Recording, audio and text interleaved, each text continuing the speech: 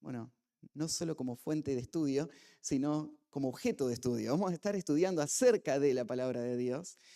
Y lo pensé en esta forma porque todos los medios de gracia, todo lo que Dios usa para ayudarnos a vencer el pecado, tiene en su corazón, en la fuente, este libro. Esto es lo que Dios nos ha dado para ayudarnos a vencer y crecer. Y lo que vos pienses de este libro y tu relación con este libro y la efectividad con el que uses este libro va a determinar tu madurez espiritual, va a determinar cuánto vas a avanzar y qué tan útil vas a ser para los propósitos de Dios. Entonces, habiendo arrancado por ahí, el próximo paso fue determinar qué tema, de cómo lo vamos a encarar y qué contenido vamos a estar cubriendo. Y el Señor puso en mi corazón hacer algo especial, algo que nunca hicimos hasta ahora en el CCP. Y es tomar este año un pasaje y estudiarlo juntos. Vamos a estar estudiando el Salmo 119, pero lo vamos a hacer de una manera especial. Y le quiero contar un poquito de la historia, de cómo llegamos a esto, de lo que vamos a hacer durante este año.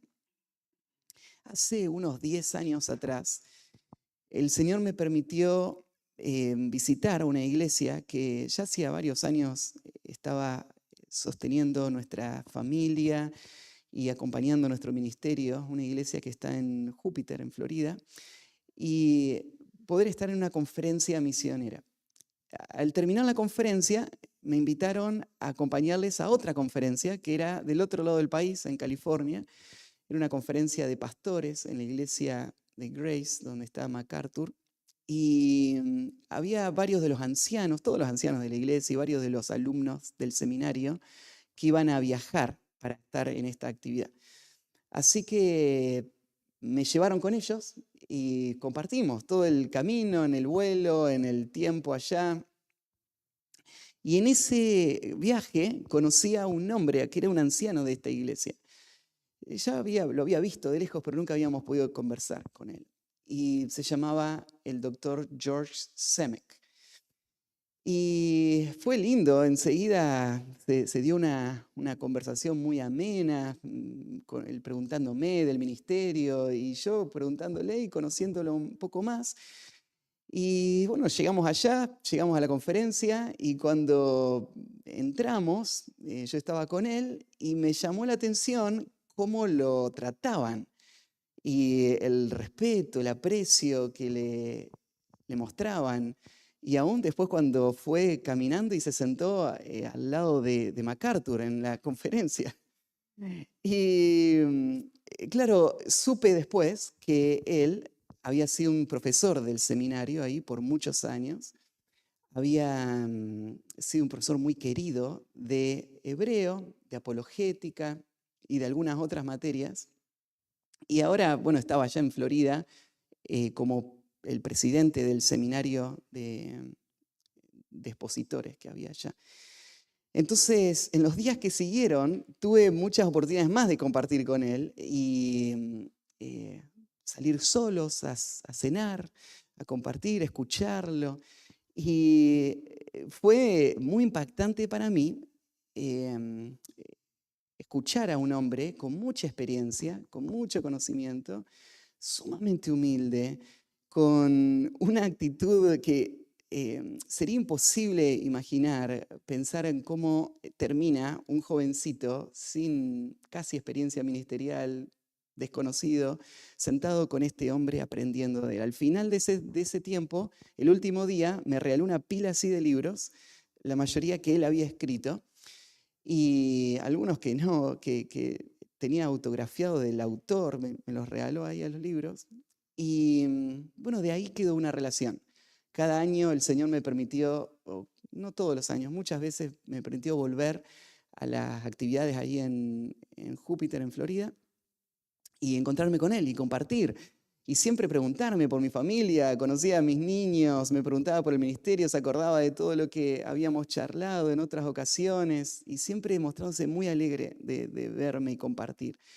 Yo lo exprimía, le hacía preguntas teológicas, iba anotándome y lo buscaba porque había varios temas en los que aprendí muchísimo con él.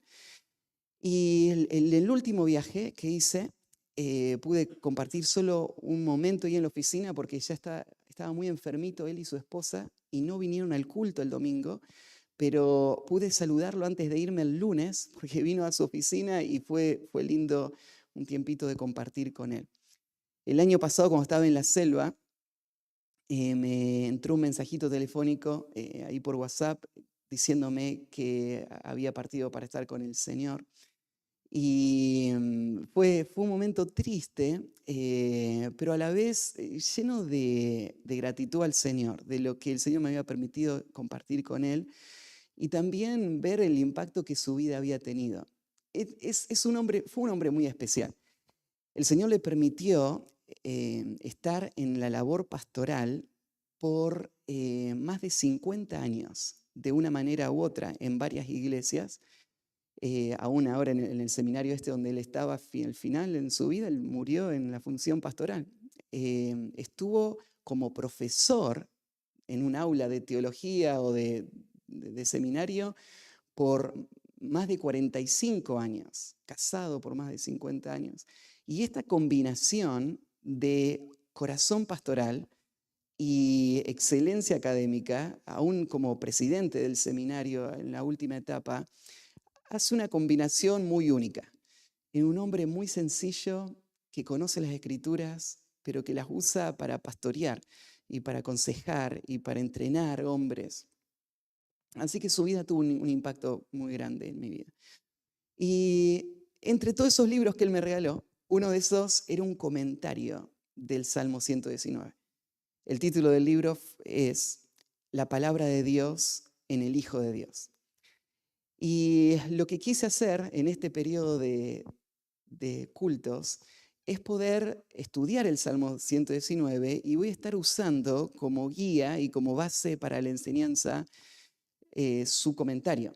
Y de alguna manera lo que quiero es expresar mi afecto por él y ponerlo también a él como un ejemplo de lo que estamos estudiando y del efecto que tiene la palabra en una vida y de cómo puede llevar a un muchachito joven, uno más, sin nada especial, a convertirse en un hombre muy útil para la causa de Cristo. Y lo que hizo la diferencia en la vida de este hombre, sin duda, fue el amor por la palabra y el lugar que la palabra tuvo en su vida. Y hay muchos ejemplos que podríamos mirar y de hecho hoy vamos a mirar otros ejemplos, pero esta serie de estudios la vamos a tener también en memoria de lo que el Señor hizo en la vida de este hombre, George Semick. Así que quiero en esta mañana, en los minutos que nos quedan, unos poquitos minutos, hacer una introducción al Salmo. Hay muchísimo para cubrir, pero espero esta mañana poder poner las bases de lo que va a ser un estudio que va a tomar todo el año y vamos a poder disfrutar y profundizar en todos estos temas.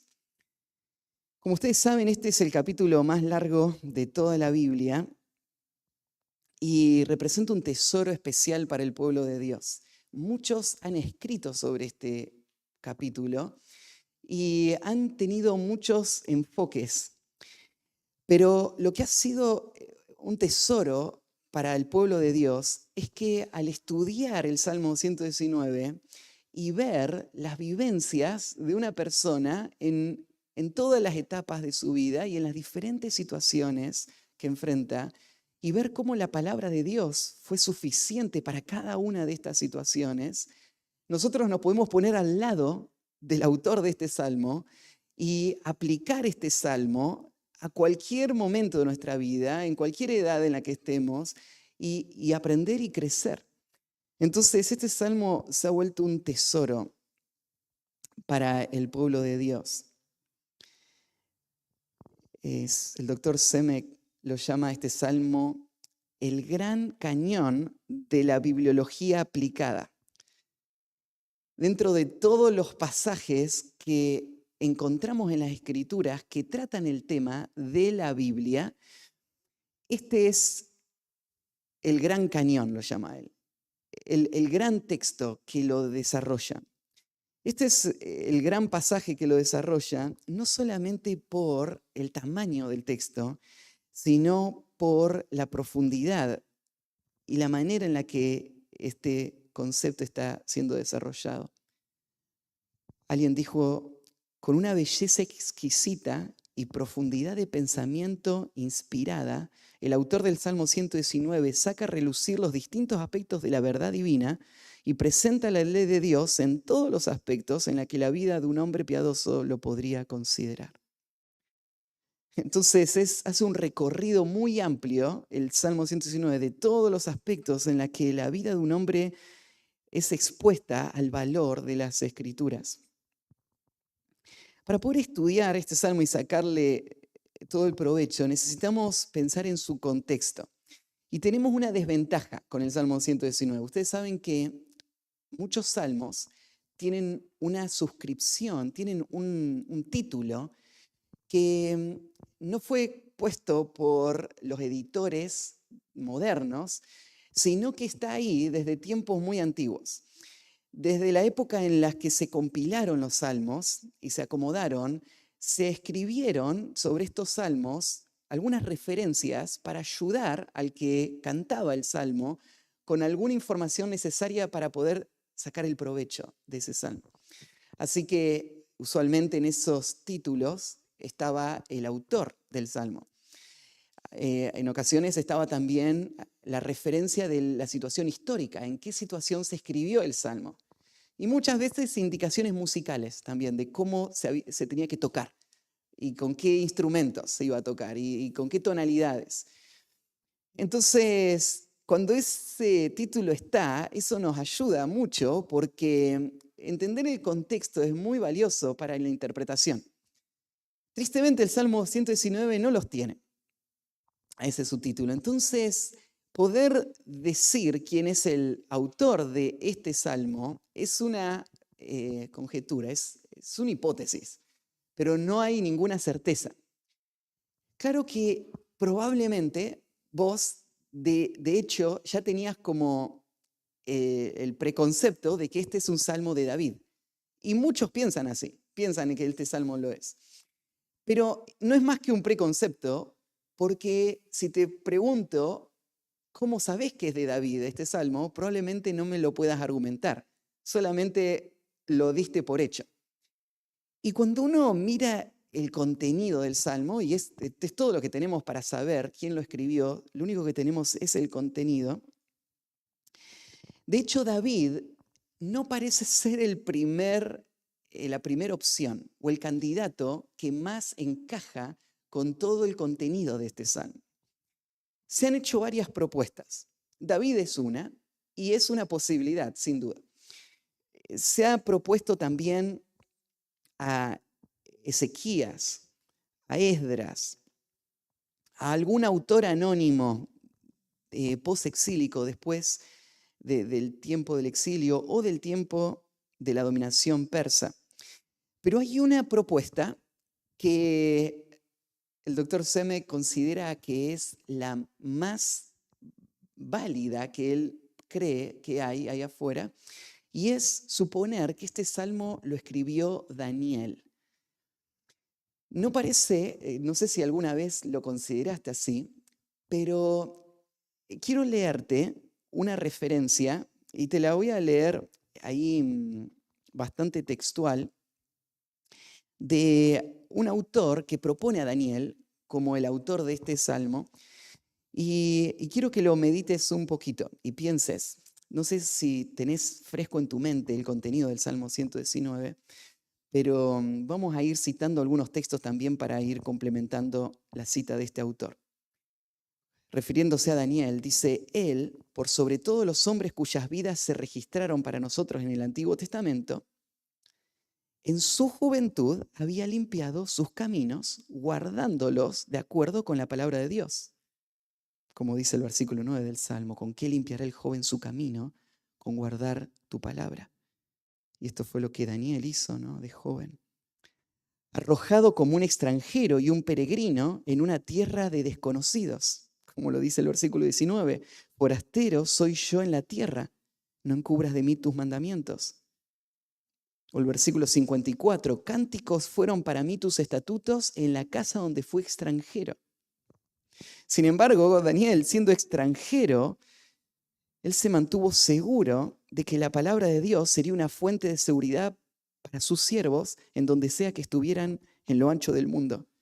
El versículo 64 dice, de tu misericordia, oh Jehová, está llena la tierra. Enséñame tus estatutos.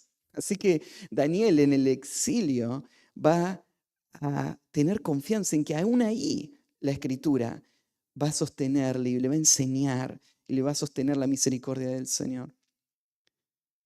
Sigue el autor allí. Él había encontrado que los testimonios de Dios eran mucho más valiosos para él que toda clase de riquezas mundanas. Tal vez habiendo crecido en el palacio y teniendo los beneficios de un príncipe, él ahora es un esclavo, pero aún encuentra en la palabra de Dios todo lo que necesita y un tesoro mucho mayor. Ahí en el versículo 14 dice, me he gozado en el camino de tus testimonios más que en toda riqueza. En el versículo 72, mejor me es la ley de tu boca que millares de oro y plata. O el 127, por eso he amado tus mandamientos más que el oro y más que oro muy puro. Este fue Daniel, ¿no? En el exilio, él hizo de la escritura su mayor tesoro. Fue rechazado, como dice ahí en el versículo 22, aparta de mí el oprobio y el menosprecio, porque tus testimonios guardaré. Fue ridiculizado por su entorno. Ahí en el versículo 51, los soberbios se burlaron mucho de mí, mas no me he apartado de tu ley. Fue calumniado. En el versículo 69 dice, contra mí forjaron mentira los soberbios, mas yo guardaré de todo corazón tus mandamientos. Y tramaron contra él. ¿Se acuerdan de las artimañas de los que querían destruirlo? Y dice el versículo 78, sean avergonzados los soberbios, porque sin causa me han calumniado, pero yo meditaré en tus mandamientos. O el versículo 85, los soberbios me han cavado hoyo, mas no proceden según tu ley. El 86, todos tus mandamientos son verdad, sin causa me persiguen, ayúdame. Versículo 91, 110, el 161, príncipes me han perseguido sin causa, pero mi corazón tuvo temor de tus palabras. Estos príncipes de quien habla el autor del Salmo 119 son príncipes contra los que dice que él sin causa lo están persiguiendo.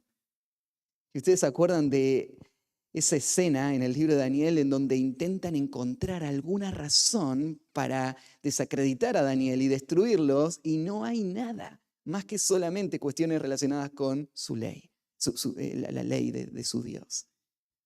Y entonces coincide en ese aspecto también estos hombres que sin causa lo están persiguiendo. Entonces, aún en medio de toda esa situación, Daniel o este autor del Salmo 119, va a mantener su confianza en la palabra de Dios. Y por eso se mantiene constante día y noche, sin cesar. Él va a perseverar en la práctica de una devoción paciente, meditando en las Escrituras. Y el versículo 147 dice, me anticipé al alba y clamé, esperé en tu palabra. Y sigue, se anticiparon mis ojos a la vigilia de la noche para meditar en tus mandatos. El versículo 164, 7 veces al día te alabo a causa de tus justos juicios. Este es el autor del Salmo 119. Él se mantiene aún frente a toda esa persecución y presión, fiel en una disciplina constante, todo el tiempo, sin interrupciones, con su mente en las Escrituras. Todo el Salmo evidencia el carácter de uno que, como Daniel, vivió en una comunión cercana y habitual con Dios. uno entrenado desde su juventud en adelante, en medio de la autodisciplina, el flujo de lo tranquilo de todo su desarrollo santo no fue marcado por cambios abruptos o por una conversión repentina, como en el caso del apóstol Pablo, ni por la aptitud que atraía a muchos, sino uno que sin duda no vivía sin pecado, que confesaba sus pecados y se apoyaba en la gracia de Dios solamente para que lo rescatase de los muchos desvíos de los cuales él era muy consciente. Pero aún así, un hombre muy amado, uno de los puros de corazón que verán a Dios. Ahí en el Salmo 176 dice el salmista: yo anduve errante como oveja extraviada. Busca a tu siervo, porque no me he olvidado de tus mandamientos. Este es el autor del Salmo 119. Parece ser una persona que fue forjada en esa comunión íntima con Dios, en la dependencia de Dios, al estudiar la palabra, en medio de gran oposición y gran dificultad, reconociendo sus limitaciones y los pecados de su propia alma, y a quien Dios va a mostrarle su favor y va a abrirle los secretos más escondidos. Y como esos grandes hombres de Dios del pasado, a quienes Dios le quiso revelar sus propósitos, el salmista va a hablar también de cómo Dios va a abrir delante de él la sabiduría. Así que Daniel parece ser una propuesta muy posible para quien puede haber escrito el Salmo 119. Además, podríamos sumar de que si Daniel de hecho escribió un salmo, hubiese sido natural que se hubiese incorporado a este compendio de canciones para el pueblo de Israel por su ministerio profético. No había duda de que él era un hombre de Dios, respaldado por Dios. Pero como dije antes, nadie sabe quién escribió el Salmo 119. Daniel parece ser una buena alternativa. Ahora, aún sin saberlo, pensar en Daniel cuando lo estás leyendo resulta ser muy útil. Porque el Salmo 119 no tenés que pensarlo solamente como ideas generales, principios lejanos. Tenés que verlos en acción en la vida de una persona real que enfrentó situaciones reales. Entonces, resulta muy útil pensar en alguien concreto. Y pensar en Daniel sería una de estas alternativas. Mirar el Salmo 119 y pensar cómo este hombre lo vivió. De hecho, muchos han pensado que tal vez el Salmo 119 no fue escrito en un solo momento. Porque cuando vos lees el Salmo 119, vos decís, bueno, ¿qué edad tenía la persona que lo escribió al Salmo? Y hay algunos versículos que te harían pensar que él es un hombre joven, como por ejemplo el versículo 9, ¿con qué limpiará el joven en su camino? Con guardar tu palabra. El versículo 99, que dice, más que todos los viejos he entendido, porque he guardado tus mandamientos. O sea, este hombre parece ser un joven por alguna de las cosas que dice. Pero bueno, a la vez muchos han notado que algunos detalles del Salmo parecerían mostrar a un hombre mucho más avanzado en edad. Y entonces cuando este hombre habla de sus maestros, por ejemplo, más que mis maestros he entendido, no es porque él todavía sea un alumno en el tiempo de estudio, como un joven, sino porque él sigue teniendo hombres de referencia. Pero aún en esos hombres, él ha entendido más por las Escrituras. Ahora, la mayoría de los comentaristas piensan, tal vez él sería alguien de una edad intermedia, ni muy joven ni muy grande. O, esta sería la otra opción, que el Salmo 119 no se escribió en un solo momento, sino que es el resultado de notas que alguien fue tomando en el transcurso de su vida, en donde en algún momento él compiló todo eso y creó este salmo que refleja cómo la palabra de Dios obró a través de todo ese tiempo y en todas esas experiencias. Y él puede ver hoy el fruto y el resultado de esa disciplina y esa vida cultivada frente a la palabra de Dios día a día. Y como te decía, cuando pensás en el Salmo 19, tenés que pensarlo como algo muy personal, muy concreto, en lo que Dios espera hacer en la vida de una persona que esté expuesta a la palabra de Dios. Por eso el título de la serie, La palabra de Dios en el Hijo de Dios. Tenés que saber algo en cuanto al formato de este salmo también. Este salmo es especial porque está escrito en forma de un acróstico. Está dividido en 22 estrofas que representan las 22 letras del alfabeto hebreo. Cada una de las estrofas está dividida en 8 versos. Cada uno de estos versos de 2 líneas cada una. Y cada una de estas líneas comienzan con la misma letra del alfabeto hebreo. Esto es un sistema muy elaborado, artístico, que es uno de los ejemplos más grandes de este uso de acróstico en toda la Biblia. Pero no es el único lugar donde aparecen. En el mundo antiguo se usaban estos acrósticos, eran comunes. Aparecen, por ejemplo, en escritos antiguos de Mesopotamia, en los escritos descubiertos en Qumran, en los libros apócrifos, en literatura judía, en escritos griegos y romanos. Esto era algo generalizado. Muchos usaban estos acrósticos para embellecer sus escritos.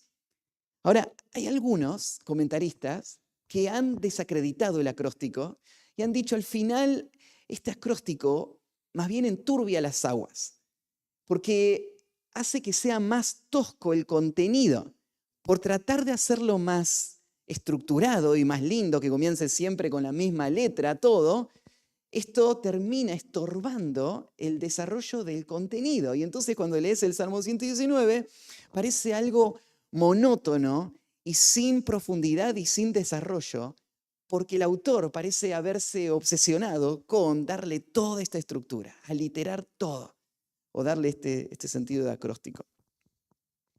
Pero esto no es así. Cuando estudiemos el Salmo vas a ver que de ninguna manera el acróstico interrumpe el desarrollo del contenido. Más bien lo que hace es, bueno, sí, embellecerlo, pero más que solo embellecerlo. El acróstico aún incentiva nuestra mente para poder absorber las verdades que vamos a estar escuchando. Entonces, no es casualidad que el Espíritu Santo haya inspirado a este autor para usar este mecanismo. Porque que use un acróstico y que llene todas las letras del alfabeto va muy en consonancia con el tema de este salmo. O sea, todo el salmo está enfocándose en exaltar la ley de Dios. Y el hecho de que use las letras que forman los contenidos de la ley de Dios para poder explicarnos la grandeza de la ley, no nos sorprende, más bien es sabiduría divina. Y aún más que esto, muchos han visto que el hecho de que se completen todas las 22 letras le da un sentido de algo completo al Salmo. De otra manera, lo que el autor nos está haciendo querer entender es que en estas 22 estrofas él va a completar un tratado de la grandeza de la ley de Dios. Y no va a dejar nada sin tratar, explicándola y mostrándola en todas sus dimensiones para que nosotros la podamos ver de principio a fin. Y si bien iba a tardar mucho en escribirse, hay textos en el Nuevo Testamento que nos muestran el sentido de completo con letras. Ustedes se acuerdan en Apocalipsis cuando Jesús dice, yo soy el alfa y el omega. Y todo lo que hay en el medio, es todo. Entonces, esto con el alfabeto hebreo representa algo similar. Este es el comienzo y el final y todo el paquete de lo que representa la Escritura para el Hijo de Dios. Este es un salmo que lo conocemos dentro de la categoría de los salmos didácticos. Son los salmos de instrucción. Entonces tenés que esperar eso, tenés que esperar instrucción. Pero en este salmo no hay solo instrucción. El autor va a usar de muchos géneros de salmos dentro de este gran salmo. El eje teológico de este salmo, como le dije, es la bibliología aplicada. Esta es una mina de oro para los que están estudiando en cuanto a la palabra de Dios y quieren entender las Escrituras. En este salmo, por ejemplo, vamos a encontrar 8 títulos que se van a usar para referirse a las Escrituras. Estos 8 títulos son cada uno distintos y muestran diferentes matices para poder ver de qué representa las Escrituras o la ley de Dios. La verdad es que los 8 títulos, todos se refieren a lo mismo, todos hablan de la Biblia. Y la ven a la Biblia o la ven a las Escrituras como si fuese a ser un diamante con cortes que permiten que la luz golpee ese diamante en un ángulo especial y vos puedas apreciar la belleza de ese diamante en una manera única. Entonces, todos estos títulos que se van a usar sirven para eso, para que vos entiendas la naturaleza y el poder y el efecto de la palabra de Dios en la vida del Hijo de Dios. Todas estas formas de mirar la palabra de Dios van a hacer que vos puedas apreciar la palabra de Dios. Pero no tenés que olvidar que la palabra de Dios no es el fin en sí mismo, sino que la palabra de Dios va a funcionar como un espejo para reflejar al autor de la palabra de Dios. A donde estamos mirando al final de nuestro estudio no es a la Biblia en sí, sino que es al Dios que nos dio su palabra y vamos a admirar su carácter. Entonces, todas las cualidades que veamos de la Escritura, de hecho, van a llevarnos a pensar más en Dios. Y con esto quiero terminar. La respuesta a la palabra. ¿Cómo debemos responder a la palabra? Hay un peligro en relación a la palabra. De hecho, un peligro es que vos estudies el Salmo 119 solamente como un ejercicio académico, solamente por el deseo de aprender y entender un concepto, un tema.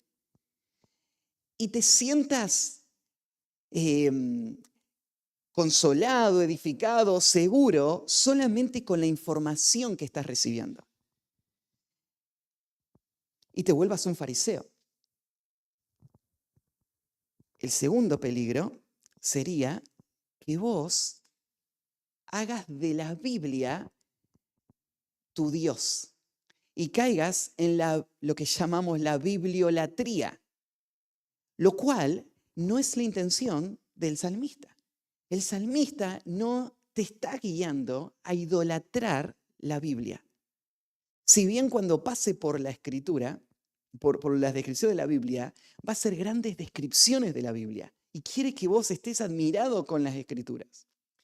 Pero estos dos peligros tenemos que contrarrestarlos de la siguiente manera. El primer peligro de no convertirte en un fariseo, tenés que recordar que este autor, cuando habla de cómo él estudia la Biblia, no está hablando de ese estudio como el fin. Él no está poniendo su confianza en su estudio bíblico para su desarrollo personal. De hecho, en el libro, él habla acerca de su bajeza, de sus pecados. Él habla de cuánto él depende de Dios para que Dios le transforme. O sea, él no es un fariseo erudito que está buscando conocer y profundizar y encuentra su seguridad personal en cuanto conoce de la Biblia y su valor personal. Y él se ve superior a los demás por todo lo que él sabe. Aunque en algunos momentos vos vas a leer pasajes que te van a sonar como si un hombre fanfarroneando de cuánto él estudia la Biblia y cuánto él se esfuerza por conocerla y cuán inteligente él es con hacerlo, él no es un hombre fanfarroneando. Él es un hombre humilde que reconoce cuán desesperadamente él necesita la palabra de Dios por la profundidad de su pecado y cuánto él desea conocer a Dios. La bibliología, él la ve inseparable de la teología propia. Él las ve como dos lados de la misma moneda. Y por eso él va a las Escrituras con tanta determinación. Y sí, vos podés convertirte en un fariseo, fanfarroneando al mundo cuánto conocés de la Biblia y sintiéndote seguro en tus disciplinas espirituales y en cuánto vos podés profundizar en ese estudio bíblico y cuánto vos podés conocer, y eso no va a producir ninguno de los efectos que señala el autor. Pero para escapar de eso, lo que tenés que hacer es unir la bibliología con la teología propia. Es encontrar en las Escrituras el camino para la adoración a Dios. Es unir la Escritura a la antropología, a la martiología y ubicarte correctamente frente a las Escrituras como un hombre desesperado por las verdades que están en ese texto que necesitas para que transformen toda tu vida. Y no vas a caer en la bibliolatría, porque vos vas a ver que la Escritura te conducen a tu amor y tu adoración a Dios. Y lo que vas a hacer es unir la información y el conocimiento que estás teniendo de las Escrituras con tu vida práctica y tu obediencia a ese Dios y tu rendición a Él. Y entonces lo que vas a estar buscando no es solamente saber, sino crecer, es madurar. Y la madurez tiene que ver con la obediencia y la práctica. Y esto es lo que el salmista entiende desesperadamente. La Escritura es lo que me va a dar vida. En el versículo 93 dice: nunca jamás me olvidaré de tus mandamientos, porque con ellos me has vivificado. La vivificación es lo que él está viendo. Así que mucho tiempo antes de que Pablo haya escrito Segunda de Timoteo 2:15 y haya puesto estas palabras de procura con diligencia presentarte a Dios aprobado como obrero que no tiene de qué avergonzarse, que usa bien la palabra de verdad. Mucho tiempo antes encontramos a un hombre que entendía con cuánta diligencia él tenía que aplicar su corazón a la palabra de Dios. Y él va a dar el testimonio en este salmo de cómo esa diligencia ha traído el fruto de la madurez en su vida espiritual, que ha sido capaz de sostenerle en todas las situaciones de su vida y lidiar con las cosas más profundas de su corazón y hacerle un hombre que ama a Dios y vive para su gloria, que depende completamente en Él.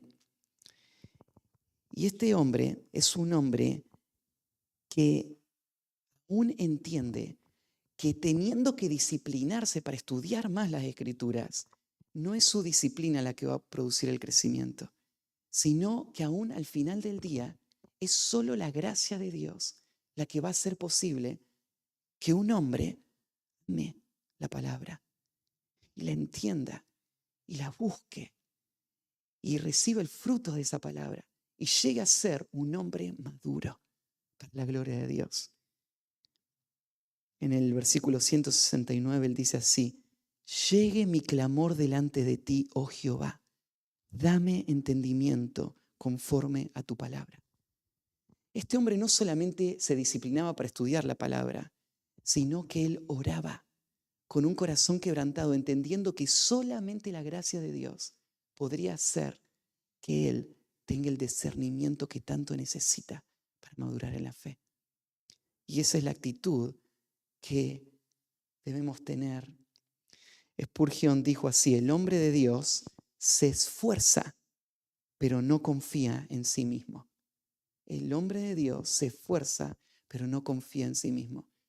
Lo que quiero hacer en este año es enseñarte el Salmo 119 para que las verdades de este salmo que vamos a estudiar te conviertan en un hombre esforzado en las Escrituras, porque al fin del día esto es lo que va a hacer toda la diferencia en el desarrollo de tu vida personal, familiar, ministerial, tu relación con este libro. Pero aunque te voy a llamar a esforzarte en el estudio de las Escrituras, tenés que siempre recordar que no se trata de tu esfuerzo. Es la obra de la gracia de Dios la que va a hacer posible que vos te esfuerces y que tengas el fruto completo que Él dio en las Escrituras para tu crecimiento espiritual. Y por eso lo que tenés que hacer es orar como el salmista. Llegue mi clamor delante de ti, oh Jehová. Dame entendimiento conforme a tu palabra. Espero que este clamor pueda estar en tu corazón y que lo puedas hacer esta semana. Cada semana va a haber una tarea para hacer. Se va a publicar ahí en el Classroom y ustedes van a trabajar en esta tarea durante la semana y el viernes vamos a charlar. Así que hoy se va a publicar la primera tarea. Déjenme orar por ustedes. ¿Sí?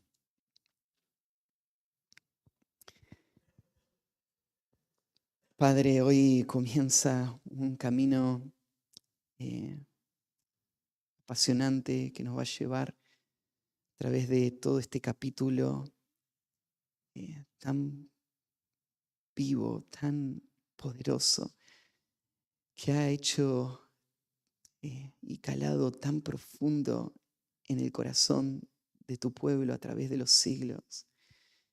Y hoy nosotros acá en un seminario teológico donde estamos preparándonos para la labor pastoral, queremos enfocar toda nuestra atención acá durante cada culto en este año porque queremos aprender el lugar que tu palabra tiene en nuestra vida. No solamente porque queremos saberlo, sino porque queremos tener el fruto de esta palabra inspirada que ha sido dada para equipar al hombre de Dios para toda buena obra. Y Señor, convéncenos, humíllanos, enséñanos, transfórmanos, danos discernimiento y danos un corazón dispuesto. Ayúdanos, Señor, en este año a echar raíces en una relación con tu palabra que sea más que solamente mirarla como un manual, un libro de estudio, más que solamente la fuente de nuestros sermones, más que solamente una tradición, un credo al que nos hemos asociado. Ayúdanos a verla como el alimento por el cual vamos a vivir, por cada palabra que sale de tu boca. Ayúdanos, Señor, a verla con la ansia y desesperación con la que el salmista la vio y a rendirnos delante de su autoridad para que ella nos corrija y nos dirija. Ayúdanos, Señor, a temblar delante de ella como tus palabras que hablan con autoridad en todas las áreas de nuestra vida. Ayúdanos, Señor, a predicarla con seguridad y, Señor, que tu nombre pueda ser exaltado a medida que tu palabra llena todos los ambientes de nuestra vida. Y, Señor, te encomendamos todo esto a ti, sabiendo de que solo tú lo haces en los corazones. Y te rogamos que lo hagas en nuestro corazón durante este año, en estos estudios. Permítenos admirarnos de tu verdad, que nuestro corazón se rinda a ella. En el nombre de Cristo Jesús. Amén.